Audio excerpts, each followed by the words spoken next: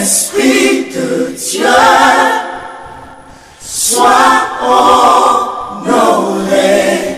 Chers auditeurs, merci de suivre À l'école de la connaissance, une émission d'enseignement et de révélation qui vous dispose à sortir du labyrinthe de la vie. À l'école de la connaissance, une émission réalisée par Radio La Voix Sainte et présentée par le prophète Élie Patrice, leader de la mission évangélique La Voix du Saint-Esprit, tous les lundis de 18h à 19h sur Radio La Voix Sainte. Sois honoré.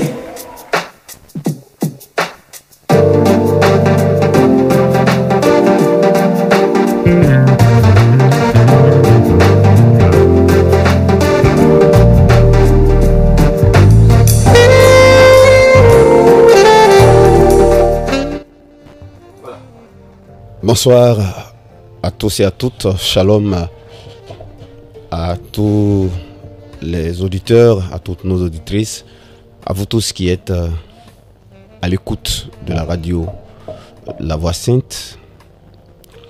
Je suis au microphone le prophète Élie Patrice. Nous allons passer près d'une heure ensemble dans la présence du Seigneur, mais autour de la parole de Dieu.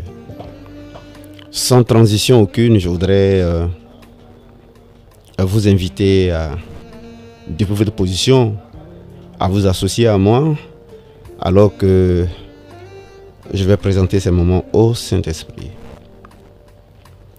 Cher Saint-Esprit, sans toi, rien ne peut se faire et aucune vie ne peut être communiquée. Raison pour laquelle, au cours de nos cheminements, j'ai appris à te faire confiance. Et tu as toujours inspiré, conduit, éclairé. Ce soir encore, cher ami, j'ai besoin de toi. J'ai besoin de ton assistance. J'ai besoin de ton inspiration. J'ai besoin que tu aides à la compréhension. Nous allons parler aujourd'hui des affaires de la vie. Le plan, le but de Dieu au commencement, avant l'intervention du péché. Merci de bien vouloir prendre tout le contrôle. J'apprécie énormément le fait que tu sois sur la terre, tu sois en moi et tu sois avec moi. Merci pour tout. Merci pour ces instants. Et merci pour les auditeurs. Au nom de Jésus-Christ, celui-là qui a rendu cela possible en versant son sang précieux. Et nous répondons Amen. Alors, chers amis qui êtes à l'écoute, que Dieu vous bénisse. Vous qui êtes au travail, qui ne lésignez pas sur les moyens pour consentir à de durs labeurs, pour nourrir votre famille, pour vivre dignement, pour représenter dignement le royaume. Soyez-en sûrs, vous avez l'assistance du gouvernement du ciel. Vous avez l'assistance du gouvernement de Christ. Alors je voudrais aux uns aux autres,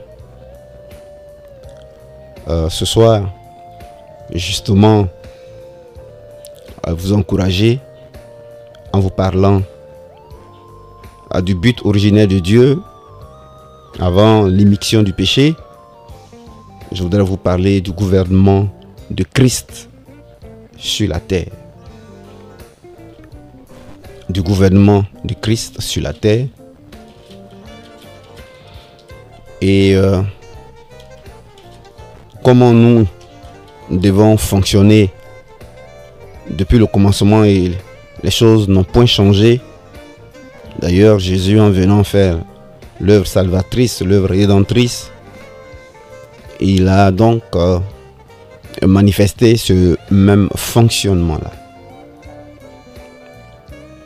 Il y a beaucoup de choses que malheureusement la religion occulte ou rend difficile en termes de compréhension. Mais lorsque nous lisons Romains le chapitre 1, le verset 18, nous voyons très clairement écrit que ce que l'homme peut connaître de Dieu n'est pas caché. En tout cas, ce qui concerne la vie, et cela se voit comme à l'œil nu.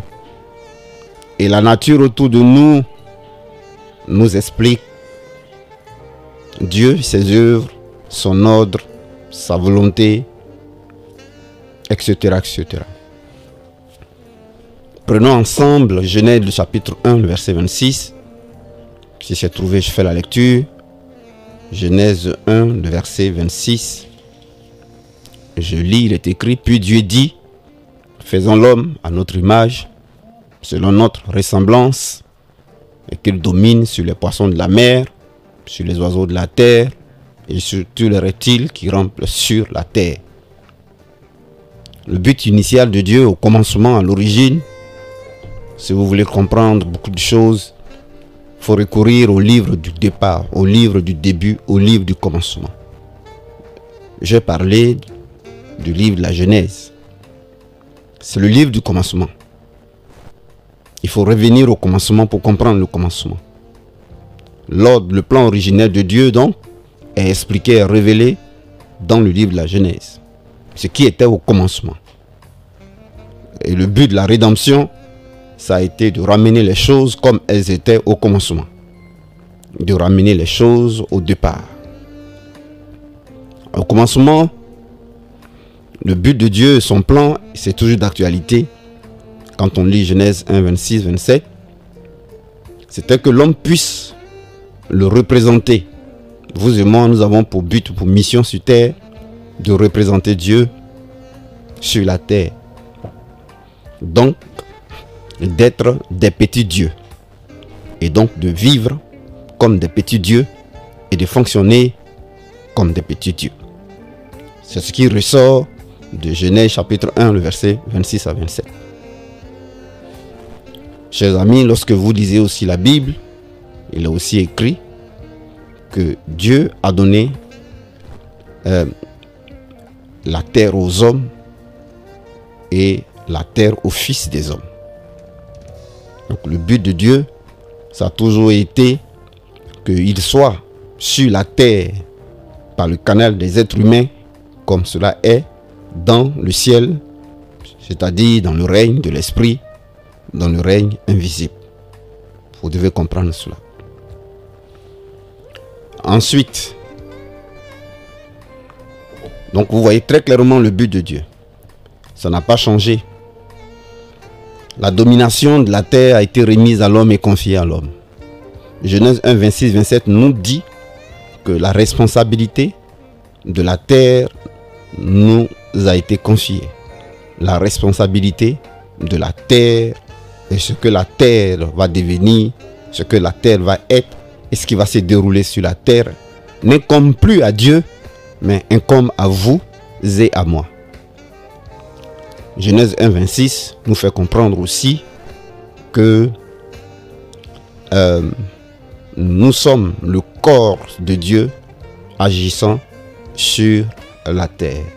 Nous sommes le corps de Dieu agissant sur la terre. Ça, c'est les deux choses que je voudrais que vous puissiez vous remémorer. Vous avez donc une responsabilité. Maintenant, on va préciser, n'est-ce pas, le contenu de cette responsabilité. Alors, on va lire Genèse, le chapitre, je crois, 1, le chapitre 2, n'est-ce pas, le chapitre 2, à partir du verset 7 d'abord. L'Éternel Dieu forma l'homme de la poussière de la terre. Il souffla dans ses narines un souffle de vie et l'homme devint un être vivant. On voit ici donc la formation ou la création de l'homme. Mais le verset qui va nous intéresser, c'est Genèse toujours le chapitre 2 et on va descendre à partir du verset 15. L'Éternel Dieu prit l'homme et le plaça dans le jardin d'Éden pour le cultiver et pour le garder. Vous voyez, la responsabilité de l'homme ici est précisée. Alors, en plus de ce que a été dit précédemment, notre responsabilité est éclairée ici, est clarifiée. Nous sommes sur terre pour garder, pour cultiver. Garder et cultiver, lorsque vous prenez son sens dans le hébreu, ça donne tout simplement le sens suivant. Dieu nous a placés sur terre pour le représenter, pour être son corps, pour que nous continuions ses œuvres de création, mais pas le travail. Nous sommes donc placés ici comme des gestionnaires de la terre, comme des administrateurs de la terre par le travail. La mission de l'homme sur terre est donc de travailler. Travailler comme Dieu l'a fait en 6 jours et il a embelli de belles choses. Nous travailler. Travailler à maintenir notre rang, travailler à maintenir notre position, travailler à tout ce qui nourrit la qualité de vie que Dieu nous a donnée initialement. C'est ça le plan initial. Hormis le péché, c'est ça d'abord le plan initial. La rédemption a été que le plan B, puisque le plan A, qui est celui-ci, ayant échoué. Alors Jésus-Christ vient et par son sacrifice, son œuvre rédemptrice, il nous sauve, il nous rachète, il nous réconcilie avec Dieu. Vous le savez, son esprit vient donc habiter en nous pour reconduire le plan A. Donc le plan initial de Dieu n'a pas changé. La responsabilité de ce que va devenir la vie de l'homme sur terre, de ce qui va être sur terre et de ce que la terre va devenir n'incombe pas à Dieu et n'incombera jamais à Dieu. Cela est de la responsabilité de l'homme. Dieu va donc habiter en l'homme pour que l'homme utilise toutes les aptitudes et les qualités de Dieu en lui, l'homme étant son corps, l'homme étant son temple, pour que l'homme agisse comme un Dieu. Nous voyons cela révélé très manifestement dans le psaume 82 verset 6, et je cite: « J'avais dit vous êtes des dieux, mais vous mourrez comme des hommes. » Nous devons donc vivre comme des dieux, petit d, comme des petits dieux, et agir comme des petits dieux, et non pas vivre et mourir comme des hommes ordinaires. Quand vous lisez dans le livre de Luc au chapitre 4, Satan va donc confirmer, n'est-ce pas, cette vérité-là. Il va amener Jésus sur le haut de la montagne, du temple, le sommet, et il va lui montrer la terre et tous ses royaumes, et il va lui dire: prosterne-toi à mes pieds, adore-moi, et puis je vais, n'est-ce pas, faire de toi quelqu'un sur la terre, je vais te donner toute cette gloire-là, parce que cela m'a été donné. Satan faisait ici allusion à Genèse chapitre 3, la chute qui a eu lieu. C'est ce jour-là que Adam va démissionner, Adam va abandonner la gestion de la terre à Lucifer, à Satan, qui depuis lors administre les choses sur la terre et impose sa culture, lui et son gouvernement, lui et ses adeptes, lui et ses serviteurs.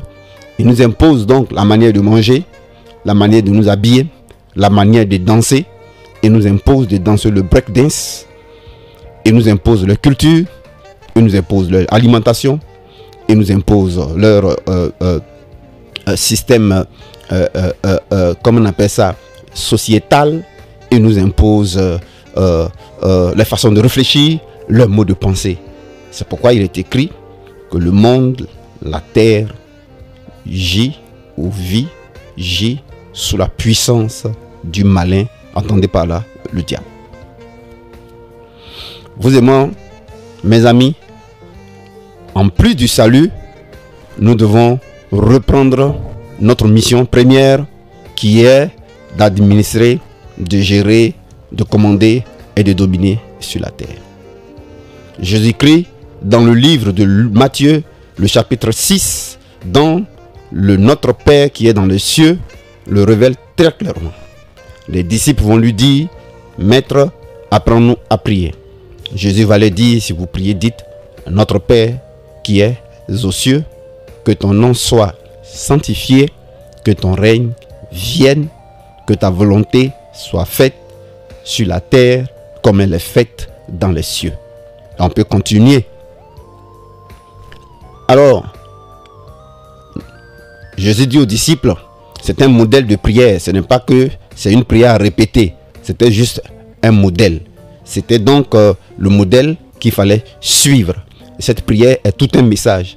C'était donc une compréhension qu'il leur donnait. C'était donc une orientation qu'il leur donnait. C'était donc une révélation qu'il leur donnait. C'était donc, n'est-ce pas, on va dire, il les orientait dans la compréhension. Il disait que, en fait, le but de Dieu, à l'origine, ça n'a pas changé, chers disciples, c'était que la terre soit le reflet, soit la copie, soit la photocopie, soit le parallèle du royaume de Dieu où Dieu règne, de l'invisible, du spirituel, du surnaturel, du ciel. Comment les choses fonctionnent? La culture du ciel, c'est vous devez travailler à ce que la culture du ciel vienne sur la terre. Les habitudes alimentaires du ciel viennent sur la terre. Le monde de réflexion du ciel vient sur la terre. L'attitude, le comportement sociétal, la société du ciel viennent sur la terre.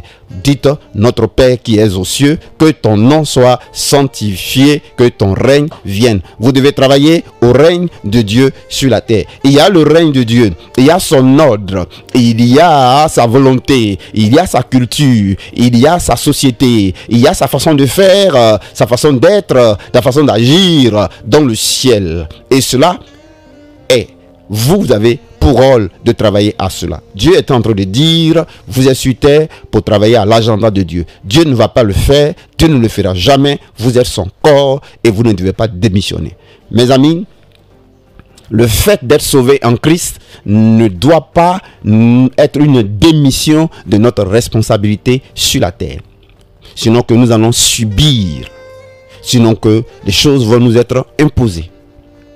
Je voudrais donc ce soir qu'en plus de votre salut qui est un ticket qui est dans votre poche, vous puissiez comprendre votre responsabilité, notre responsabilité sur la terre. Ceci étant donc dit, comment nous devons vivre? Et ce qui est sur la terre n'est pas nouveau. Lorsque nous lisons le livre d'Ecclésiaste,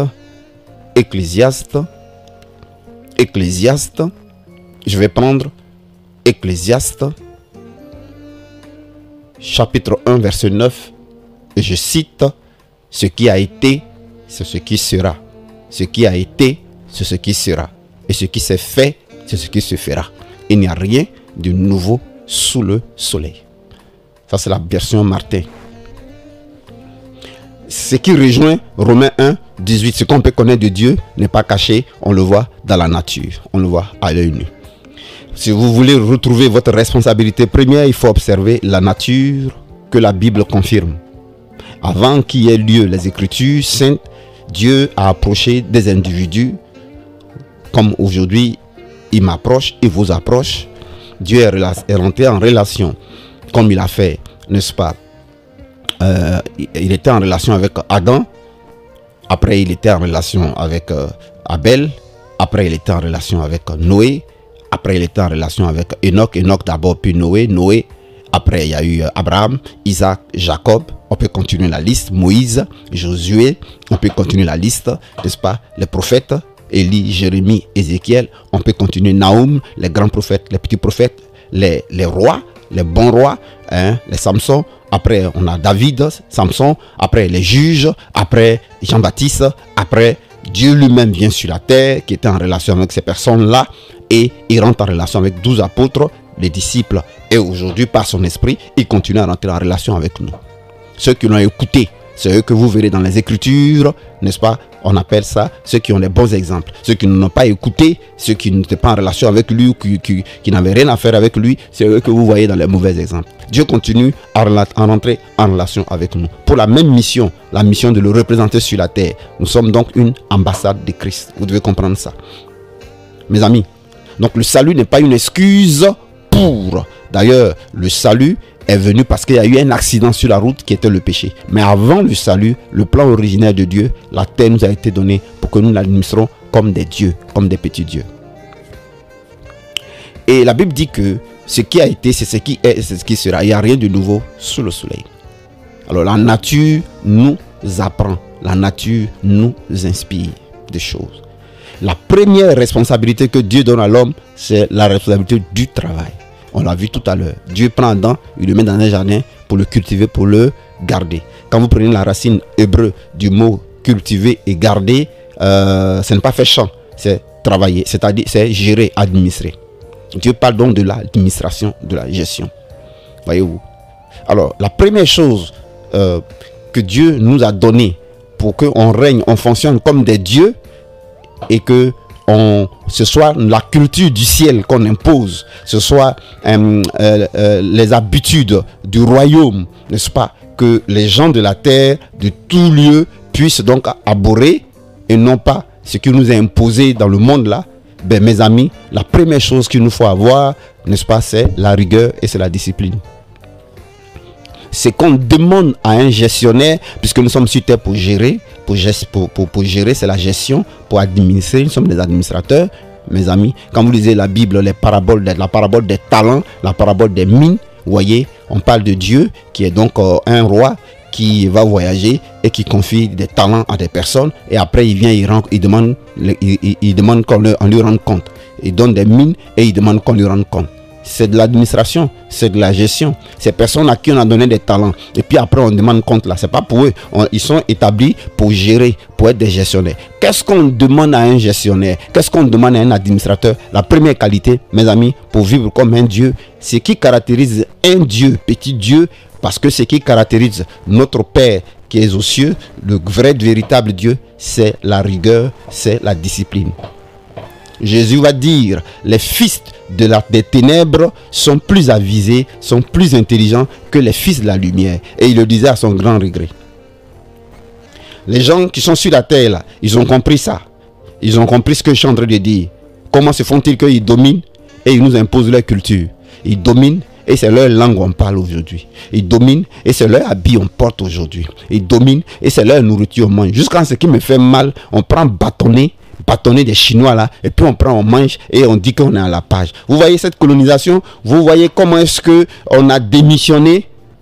Frères et sœurs, frères et sœurs, frères et sœurs à l'écoute. Qu'est-ce qu'il manque pour que tu fonctionnes comme un Dieu? Ce n'est pas le jeûne. On ne fonctionne pas comme un Dieu par le jeûne. On ne fonctionne pas comme un Dieu, petit Dieu, bien entendu, par la prière.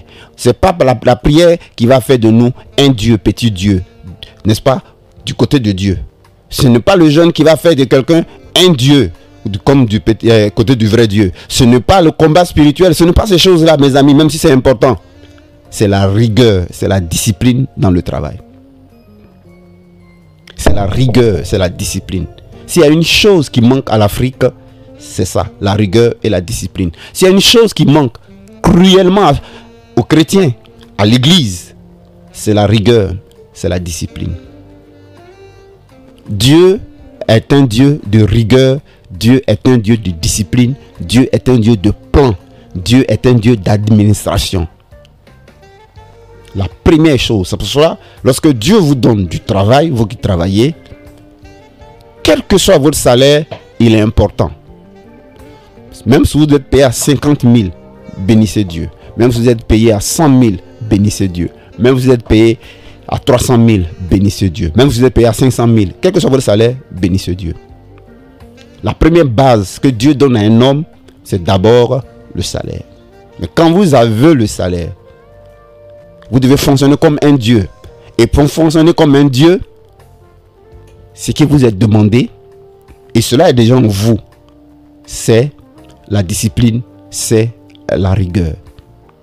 La discipline et la rigueur à épargner. La discipline et la rigueur à économiser. Dans la Bible, lorsque vous lisez cela, vous voyez, Dieu va dire, un esclave, il travaille, et je crois à la 7e année, il recouvre sa liberté. Normalement, vous tous qui travaillez, qui m'écoutez, normalement, et je m'adresse vraiment à ceux qui sont plus jeunes, vous qui avez encore 10 ans, 15 ans, 20 ans, vous avez la grâce. Vous avez la grâce. J'espère que vos parents vont vous inculquer ce que je suis en train de vous dire ce soir. Vous qui avez 50 ans, 51 ans, 52 ans, écoutez, il n'est pas encore tard. C'est de revenir à l'ordre. Ce qui caractérise un Dieu, c'est l'ordre. Ce qui caractérise un Dieu, c'est la rigueur. Ce qui caractérise un Dieu, c'est la discipline, mes amis. C'est pourquoi j'ai tendance à vous dire, vous avez déjà le salut. Vous l'avez déjà le salut. Vous savez quand on le perd, vous savez quand on le conserve. Maintenant, vous devez reprendre votre responsabilité sur la terre.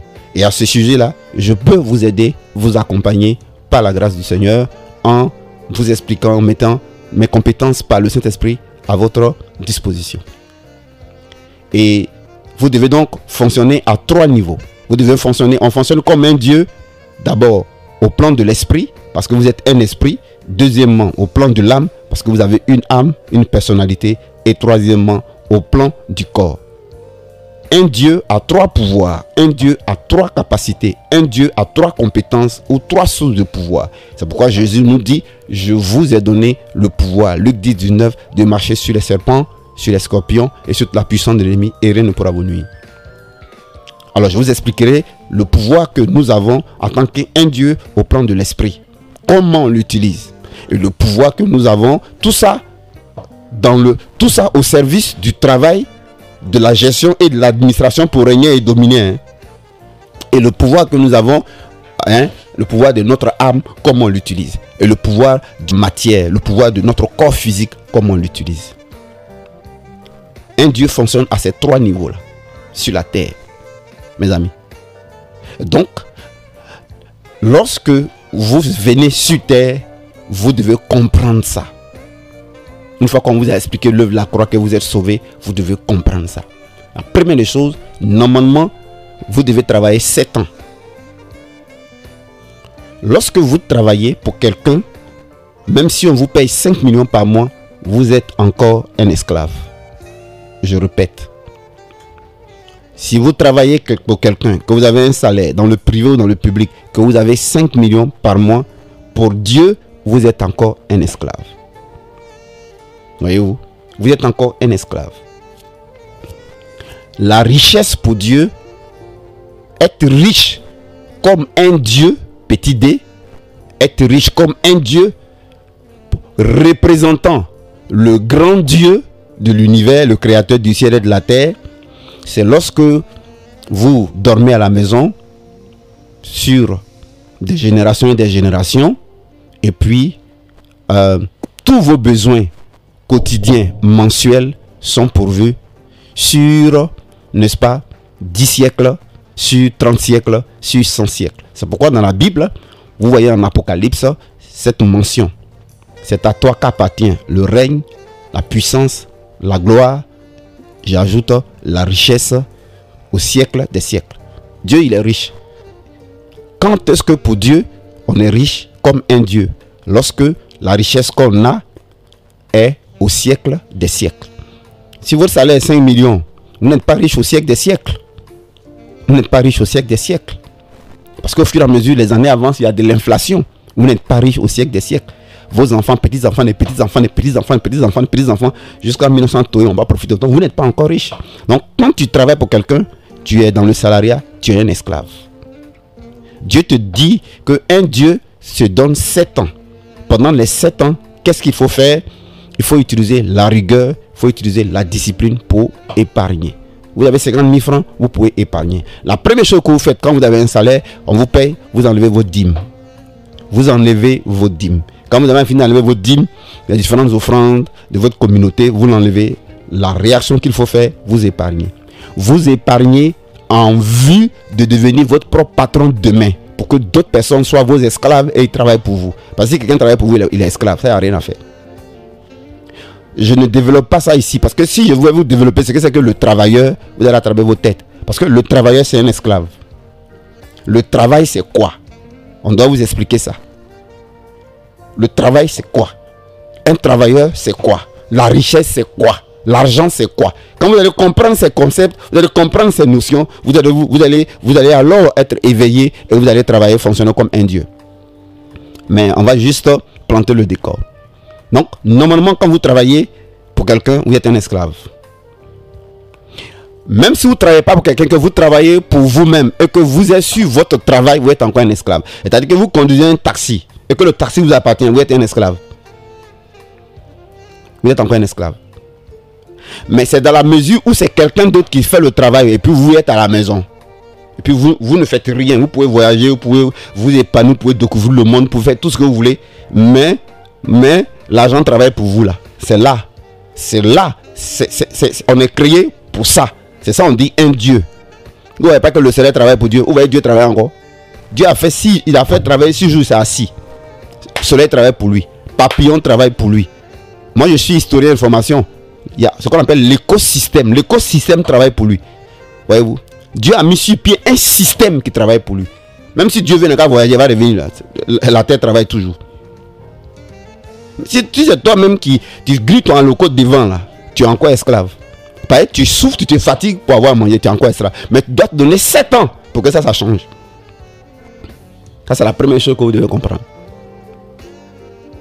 Et malheureusement, alléluia, amen, empêche que vous compreniez cela. Et vous perdez votre vie. C'est pourquoi je dis que c'est un gâchis. Quand je vois des gens vont à l'église à 8h et ils finissent à 17h. Mais c'est un gâchis. Vous n'allez jamais fonctionner comme des dieux. Vous n'allez jamais fonctionner comme des dieux, mes amis. Vous allez rester esclave et transmettre ça à vos enfants. Alors que ce n'est pas le plan de Dieu. Vous serez sauvés, vous serez des saints, mais des saints esclaves. Vous serez des sauvés pauvres. Vous serez des sauvés à qui on impose de danser le breakdance. Mais pourquoi tu veux danser le breakdance? Faut-tu danser le breakdance? Breakdance là, c'est ceux qui fonctionnent, ils ont les moyens, ils gèrent la terre, leur culture là. Tu es obligé de danser breakdance là. Si tu ne danses pas breakdance là, comment tu vas danser breakdance? Vous connaissez non, le chant, la breakdance, où on fait la main comme ça, on fait comme ça là. Et puis tu danses. Tu es obligé de danser parce que tu n'as rien, ça s'impose à toi. Bref. Donc là, voilà. Et ça, ce que je vous dis, c'est écrit dans la Bible. Pour dominer, pour administrer la terre là. C'est ça que je détaille là. Donc vous devez vous donner 7 ans. Et c'est l'économie, l'épargne qui le fait. Alors, toutes les raisons qu'on peut avancer pour dire c'est dur, c'est difficile, mes parents, je ne sais pas comment il a fait. Écoute, la première qualité de un Dieu, un petit Dieu, notre fonctionnement, c'est la discipline. Lorsque moi, quelqu'un me dit j'ai telle situation, j'ai tel problème, je n'ai pas de mal à savoir d'où vient son problème. Lui, il voit le diable, lui, il voit les démons, lui, il voit les sorciers. Mais moi, je vois un manque de rigueur, un manque de discipline. C'est le manque de rigueur, le manque de discipline qui est à la base de beaucoup de nos maux. Mes amis. Donc, il faut que vous compreniez la première chose. Je vais vous lire un autre verset. N'oubliez pas que Dieu a voulu que sur la terre, les hommes gèrent son gouvernement. Je suis en train de vous parler du gouvernement de Christ sur la terre. Je suis en train de vous parler du gouvernement de Christ sur la terre. Et dans un gouvernement, il y a une administration et il y a des ressources. Le travail d'un gouvernement, c'est, n'est-ce pas, gérer des ressources. C'est la gestion des ressources. Vous, nous sommes sur terre pour gérer des ressources. L'argent. Et je vais vous lire Proverbe qui dit ceci. Proverbe le dit, je vais le trouver. Proverbe dit ceci. L'argent répond à tout. L'argent répond à tout. L'argent répond à tout. Proverbe 10, 19. On fait des repas pour se divertir, le vin rend la vie. On fait des repas pour se divertir, le vin rend la vie joyeuse. Et l'argent répond à tout. L'argent répond à tout signifie quoi? Généralement, on interprète mal ce verset. L'argent répond à tout. Mais l'argent répond à tout veut dire l'argent est à la base de tous les problèmes. Expliquez-moi votre problème de santé. Je vais vous dire que vous avez eu ce problème de santé là à cause d'un manque d'argent. Expliquez-moi un problème que vous avez au niveau de la scolarité de vos enfants. je vais vous dire, c'est le manque d'argent qui a causé ça. Quel que soit le problème que vous avez en ce moment, prenez toutes les hypothèses. Maintenant on va prendre hypothèse des hypothèses, on va questionner chaque hypothèse jusqu'à on va arriver à la fin. C'est un problème d'argent. C'est un problème d'argent. Les faux messages dans les assemblées, les fausses prédications qui contredisent l'œuvre de la croix, au fond, à la fin, vous allez voir, c'est un problème de manque d'argent. Parce que si les gens finalement sont à l'aise et ont les moyens, ils ne vont même plus croire que les liens bloquent leur vie. Ils ne vont même plus voir que c'est les liens qui bloquent leur vie. Ça c'est fini, ça message des liens, on met ça loin. Mais pour le moment, comme ils n'ont rien, donc la raison, le bouc émissaire qu'il faut qu'ils trouvent, c'est que c'est les liens. C'est pour ça. Mais quand ils ont les moyens, mais ça des liens là, ça ne sera plus dans les têtes. C'est fini ça. C'est ce que le verset là dit là.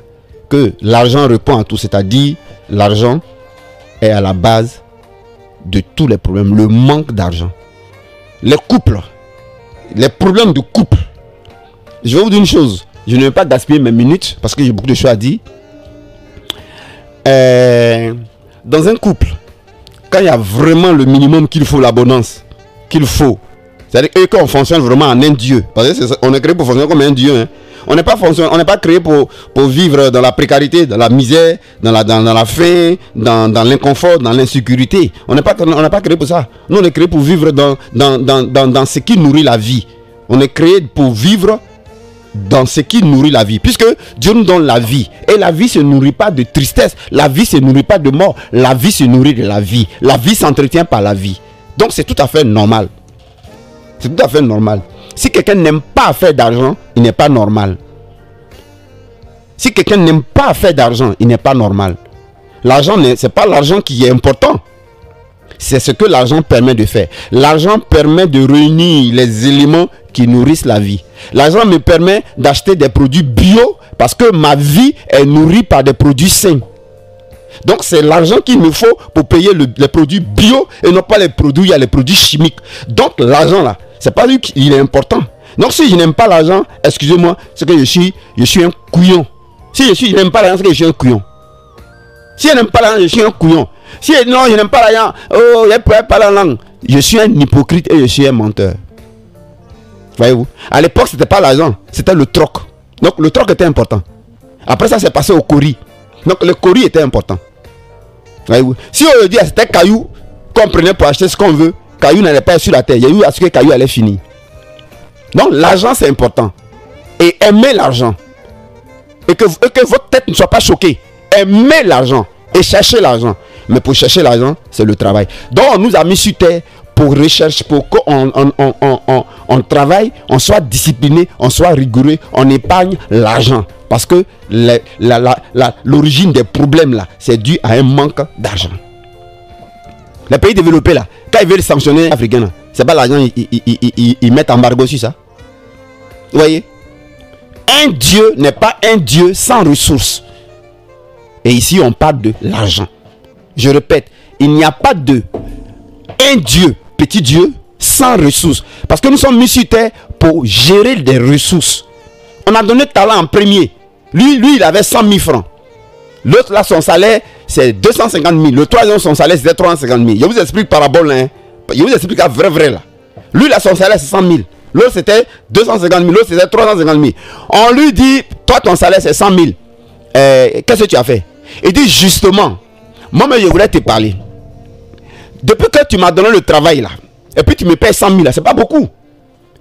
Mes charges, les fournitures, la santé, le transport, je dis que je ne peux même pas m'en sortir. Donc depuis là, je ne fais que prier, je ne fais que jeûner, je ne fais que veiller, je ne fais que prier. Je suis tout le temps à l'église, je prie pour que tu augmentes. Je fais des proclamations, je proclame les versets bibliques. Je ne serai pas à la tête, je ne serai pas à la queue, mais je suis à la tête.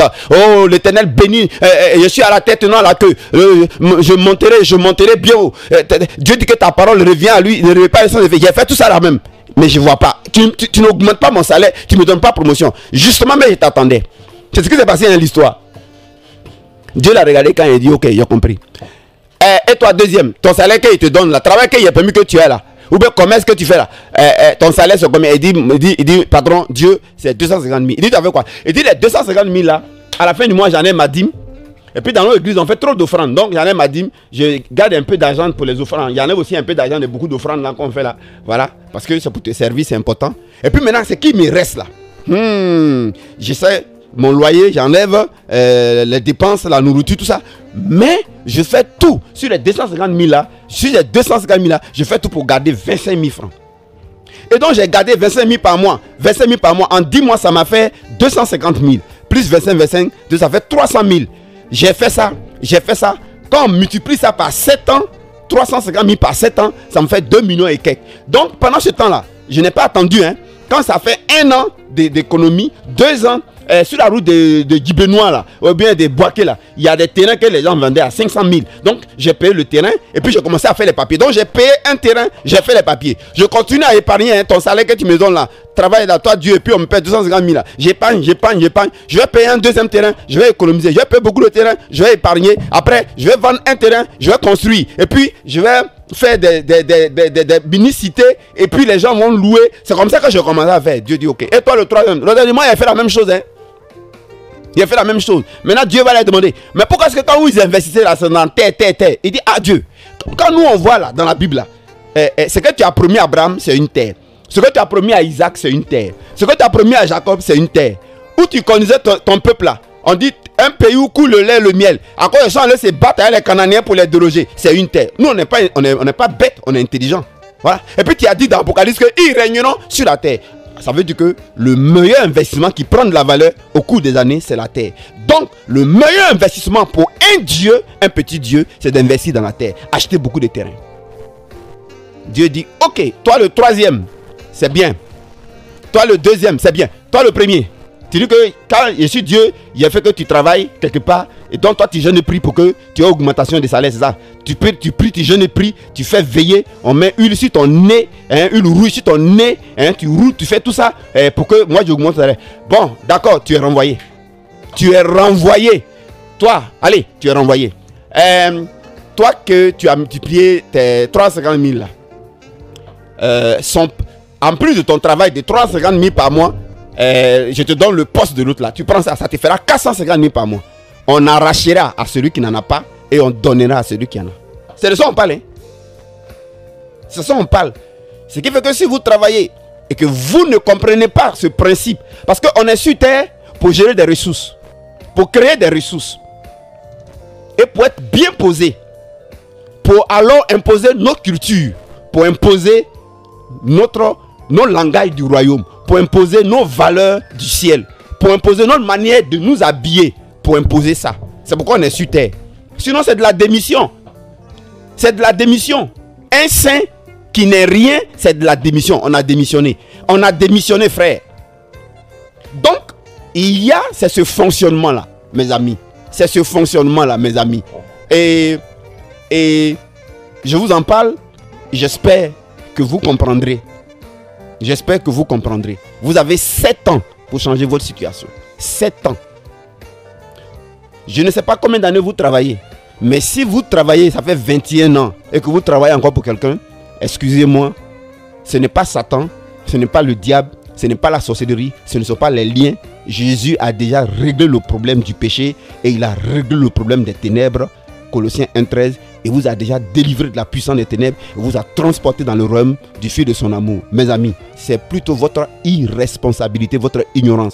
Osée 4,6 ne dit pas mon peuple périt à cause de Satan, à cause des démons, à cause des ténèbres. On dit mon peuple périt faute de connaissance. Vous ne savez pas le fonctionnement d'un Dieu. Vous êtes sur terre pour gérer des ressources, pour gérer l'argent. Pour gérer l'argent. Et ensuite imposer votre culture, celle du royaume, pour imposer votre culture, celle du royaume de Dieu. Voilà mes amis. Voilà mes amis. Celui qui a l'argent, celui on écoute. Celui qui n'a rien, on ne l'écoute pas. Vous n'êtes pas ici pour parler en langue. Vous comprenez? Vous n'êtes pas sur terre pour parler en langue. On n'est pas sur la terre là pour parler en langue. Le salut là, c'est notre ticket. C'est pourquoi la Bible dit, ta foi là, garde ça devant Dieu. Mais je vois les gens, ils font défiler. En avant, Jésus est vivant. Ta foi là, il faut garder ça devant Dieu. On veut voir ta culture. On veut voir la culture du ciel. On veut voir la culture du ciel, le gouvernement du ciel là. C'est ce qu'on veut voir. Le gouvernement du ciel. Sinon c'est pas tu parles en maman, tu embrouilles les gens, la nuit. Bon, c'est toi qui fais c'est pas ce qu'on veut voir. Ta foi, garde ça devant Dieu. Ta foi, garde ça pour toi, frère. Mais c'est la culture du royaume qu'on veut voir. Les États-Unis là, ils parlent en langue. C'est la culture là, nous on regarde. Et puis on dit quoi? Made in America. Et puis tout le monde va aller là-bas. Il y en a qui tombent dans l'eau. Comme si vous n'avez pas de pays. Vous voyez? C'est notre culture. C'est la culture du royaume on veut voir. Culture du royaume. Nous sommes un gouvernement sur terre. Mais un gouvernement n'est rien sans ressources. Premier travail nous a donné, c'est pas parler en langue. Hein? C'est pas avoir les grosses billes pour être dans les carrefours puis crier. Hein? Quand ton gouvernement est chic, quand ton royaume est magnifique, tes valeurs, les valeurs de ton royaume, ça évangélise seul. La culture de notre royaume, ça évangélise seul. Mes amis. Alors il y a 3 choses qu'il faut faire. Vous devez concentrer vos prières là, à ce que vous économisez.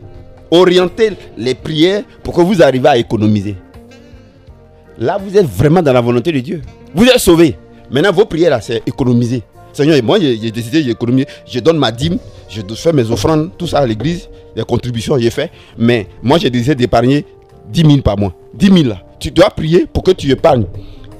Et puis, si tu as des parents qui sont des paresseux et qui chaque fois ils te demandent, j'assume, ne leur donne rien. Je répète, ne leur donne rien. Il vaut mieux que toi tu montes la clôture et que tu sois posé pour que tu puisses les aider. Mais si vous tous vous êtes à terre, c'est écrit dans la Bible, non? 2 valent mieux qu'un. Vous savez ce que ça signifie? Mais on prend 2 valent mieux qu'un pour prêcher seulement, pour dire que si tu es seul, mais il faut te marier. Ça n'a pas de ça, mais ça pas de. On dit que 2 valent mieux qu'un. 2 là, ça vaut mieux que 1. On dit si un tombe là, un va relever l'autre. Mais toi, il faut que toi premier là, tu sois bien. Si tu es bien là, tu vas tendre la main, tu vas lever les autres. Mais tu te cherches, tu n'es pas encore bien. Et puis allez, tu veux monter sur clôture là. Et puis on te tire tous. On te tire. C'est toi qui scolarise les enfants. C'est toi qui fais ça. C'est toi qui. On te tire, mais tu tombes pas là. Jusqu'à tu as 67 ans, ton visage est rempli de rides. Et puis tu es énervé. Tu es énervé contre qui? Tu es un dieu, tu devais fonctionner comme un dieu, mais tu es ignorant, osé 4-6. Tu vois. Donc, orientez prière là sur l'épargne. Vous priez, Seigneur. Voilà. Mais 10 000. Mais il faut commencer à donner pour Dieu d'abord. Hein. Tu paies ta dîme, fais tes offrandes. Et puis, allez, tu épargnes. Objectif 7 ans. Tu dois quitter dans cette histoire là. C'est comme ça. Tu épargnes. Prière. Ouais, non? Mais vous me faites rire. Vous priez pour d'abord vous marier. Tu as quoi puis tu pries pour te marier? Moi, c'est une question que je te pose. Vous mettez la charrue avant les bœufs. Prie pour épargner. Épargne et puis prie pour que Dieu n'a qu'à t'aider à ce que ton épargne là, ça puisse même se maximiser même. 10 000. Après, il faut évoluer un peu. Tu peux mettre 2 000, ça fait 12 000. Ça fait quoi? Après, tu mets, ça fait 15 000. Ça, c'est bonne prière. Si c'est encore ça, tu pries. Fais ça. Si tu jeûnes là, ça doit être pour ça. Mais toi, tu n'as rien. Et puis tu pries, tu vas te marier. Tu n'as rien. Tu pries pour faire 2e, 3e, 4 enfants. Tu as rien, un enfant. Et puis c'est toi qui pries pour avoir 2, 3 enfants. Moi, je ne te comprends pas. Dieu, avant de faire Adam et Ève là, il a arrangé le jardin là. Il y avait déjà tout. Et puis il a mis l'homme. Donc, nous, on est en train de dire qu'on est plus intelligent que Dieu. Le fonctionnement d'un Dieu, c'est que le cadre où un Dieu va habiter là, c'est d'abord préparé avant que un Dieu s'installe. Ton enfant, il va venir là. Tu as préparé le cadre. 2 enfants pour lesquels tu pries là. Tu as préparé le cadre? Non. Dieu va faire par la foi. Bon, écoutez. Donc, voilà un peu ce que je voulais vous dire. Alors, il y a 3 choses qu'il faut faire. Approchez-nous pour qu'on vous explique comment on fonctionne comme un Dieu du point de vue de l'esprit. Ça, parce que je n'ai pas expliqué. Du point de vue de l'esprit. Et ça, c'est la conscience de la vérité. La prochaine fois que je vais venir, peut-être je vais développer ça. Comment on fonctionne comme un Dieu du point de vue de l'esprit. Parce que il y aura toujours des attaques. Parce que il y aura toujours des épreuves. Et on va ressentir les épreuves là à 3 niveaux. En tant que esprit, parce que nous sommes des esprits. Dans notre âme, on a une âme. Et dans notre corps, c'est-à-dire que sur la terre physique. Maintenant, Dieu, dans la Bible, nous a montré comment il faut fonctionner à ces 3 niveaux. Voyez-vous? Alors, fonctionner comme un Dieu, c'est fonctionner avec la conscience de la vérité. C'est fonctionner avec notre esprit. Comment on fonctionne avec notre esprit? Pendant que tu épargnes là, il faut que tu apprennes à fonctionner avec ton esprit. Si tu sais fonctionner avec ton esprit, tu ne vas pas être déstabilisé. Tu ne vas pas être inquiété. Tu vas dominer la peur et l'inquiétude. On va t'apprendre comment occuper ta conscience par la conscience de la vérité. Parce que dans la vie là, l'ennemi va venir sous forme de rumeur. L'ennemi va venir sous forme d'attaque. Mais il n'y a que la conscience de la vérité de ce que Jésus a fait qui va te permettre de continuer à épargner et à maximiser ton épargne et à marcher sur les eaux comme Pierre a marché sur les eaux. Ça s'apprend. Ceux qui m'écoutent prêcher l'œuvre de la croix, ils savent opérer comme ça. Mais il n'y a pas que ça. Ça, c'est le premier pouvoir qu'on nous a donné. Luc 10, 19. Le deuxième pouvoir, car un Dieu, petit Dieu, Psaume 82, 6, après qu'on fonctionne avec notre esprit, c'est-à-dire la conscience de la vérité. Deuxièmement, il y a le pouvoir de l'âme. Comment toucher le cœur des gens? Comment toucher les autres? Comment toucher les autres? Parce que l'ennemi agira au niveau de votre esprit pour vous déstabiliser, que ce soit par les rêves, par les songes, par les situations. Et l'ennemi, il est dans son rôle. Satan là, il est normal. Les rêves bizarres là, c'est normal. Satan est dans son rôle. La vie est faite de dualité. Il y a la vie, il y a la mort. Il y a le bien, il y a le mal. Même Dieu lui-même dit, je mets devant toi 2 choses, la vie et la mort. Mais toi, choisis la vie. Voyez, non? Donc, il y aura toujours des problèmes sur la terre. Il y aura toujours des difficultés sur la terre. Mais vous devez, parce qu'un Dieu, c'est un Dieu qui fonctionne dans les difficultés. Un Dieu, c'est un Dieu qui domine, mais à travers les difficultés. C'est pourquoi quand vous voyez dans la mythologie grecque ou roumaine, les gens on parle des dieux tels que Hercule, on parle des dieux comme Thor. Vous voyez, non? Et même dans la Bible, vous voyez Samson, ils étaient en forme baraquelée. Ils étaient forts à toute épreuve. C'est ça un Dieu. Notre Dieu créateur, lui-même là, il nous montre le fonctionnement d'un Dieu. Il vient sur la terre, il y a le chaos, il y a le désordre, il y a un tohu-bohu, il y a les ténèbres, il y a l'ignorance, il y a l'obscurité. Mais il met de l'ordre, il domine, il impose j'ai failli dire sa patte, mais entre guillemets, sa marque. La difficulté, elle est importante. Mais c'est dans la tête qu'on arrive à vaincre ça, lorsqu'on a la conscience de la vérité. Comment on le fait? Vous avez besoin qu'on vous apprenne ça. L'objectif de ça, c'est pour que tu épargnes. Hein? Après ta dîme, c'est pour que tu épargnes. Hein? Et qu'après 7 ans, tu cesses d'être esclave. Deuxièmement, comment un Dieu fonctionne avec son âme? Si vous savez comment on fonctionne avec son âme, si on explique ça à quelqu'un qui va être mère, il va être mère facilement. Si on vous explique que vous savez toucher le cœur des autres. Et il y a un verset qui le dit, il est déjà l'heure, je vais m'arrêter là. Je vais rapidement donner le verset. Proverbe 27, 19. Comme dans l'eau, le visage répond au visage.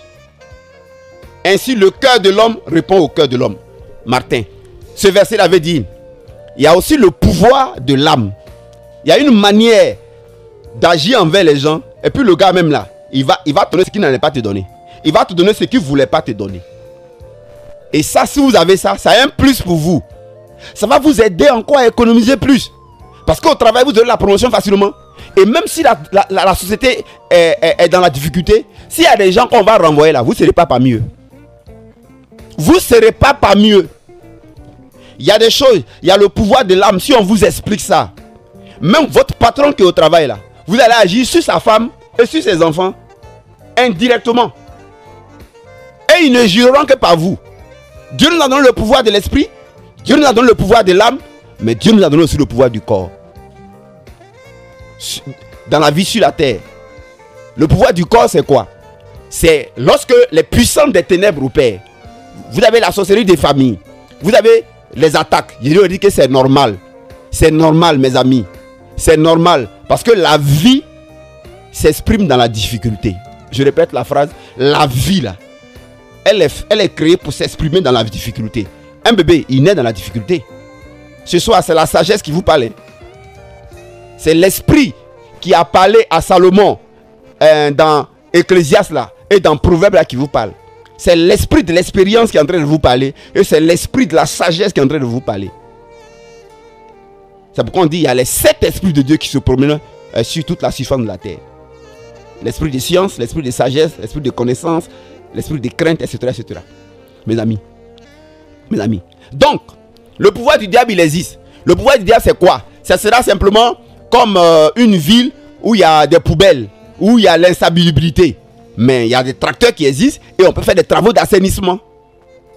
Les travaux d'assainissement. Donc, fonctionner comme un Dieu, c'est apprendre à savoir, bibliquement parlant, c'est dans les Écritures, comment, n'est-ce pas, au plan de notre esprit, on utilise le pouvoir de la conscience de la vérité, le pouvoir, n'est-ce pas, de l'attitude, du comportement, donc de l'âme, comment on touche les autres.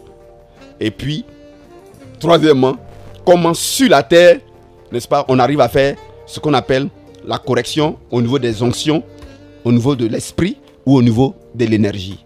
Comment on arrive à le faire, mes amis? Parce que pour bouger sur la terre, pour progresser, pour avancer et pour qu'il y ait changement, c'est une question d'énergie. Quand vous avez faim, vous êtes faible. Et quand vous êtes faible, vous n'avez pas d'énergie. Vous ne pouvez pas bouger. Quand vous avez mangé, vous êtes rassasié, on appelle ça, vous avez d'énergie. L'énergie, son rôle, c'est de bouger. L'énergie, son rôle, c'est de vous permettre d'aller de l'avant, d'avancer, de courir, d'avoir de la force. Sur la terre, c'est l'énergie qui permet maintenant, ce qui est spirituel là, d'être physique. Vous avez besoin de ces 3 niveaux de fonctionnement pour que lorsque vous travaillez et que vous épargnez, vous atteignez vos objectifs et que vous reprenez le contrôle de la terre et que votre culture, la culture du royaume, du gouvernement du ciel puisse s'imposer sur la terre. Il est l'heure que Dieu vous bénisse. Vous pouvez donc m'appeler au 07 57 34 64 25. Je reprends 07 57 34 64 25. 07 57 34 64 25. Je travaille dans les conférences. Je travaille également sur Zoom, sur Telegram. Tous les vendredis, Telegram 21h. Tous les samedis, sur Telegram à 21h. Je fais des conférences également. Et je fais également des suivis personnalisés pour accompagner les uns les autres. Je mets l'accent à ce que les gens puissent épargner, économiser. D'abord leur salut, ensuite l'œuvre de la croix, la conscience de la vérité. Et je opère maintenant aussi pour qu'on reprenne le contrôle de la terre et que le royaume et la culture du ciel puissent, n'est-ce pas, être manifestes et que ce soit nous qui imposons cela. Que Dieu vous bénisse. Shalom.